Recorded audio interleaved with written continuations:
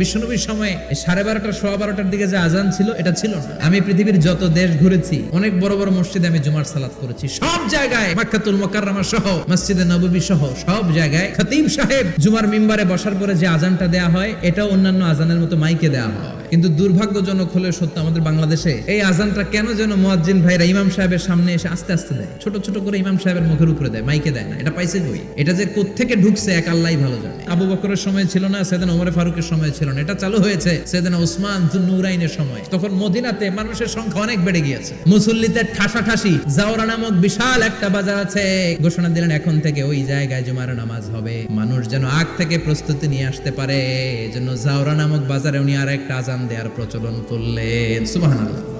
সেখান থেকে আজ অবধি আমরা এই অতিরিক্ত আজানটা দিয়ে থাকি। এটা নবীর সুন্নাত না, এটা সাহাবীর সুন্নাত। বিশ্ব নবীর সুন্নাহ মেনে নেওয়া যেমনি আবশ্যক, 4 খলিফার থেকে পাওয়া সুন্নাতগুলো মেনে নেওয়া আবশ্যক।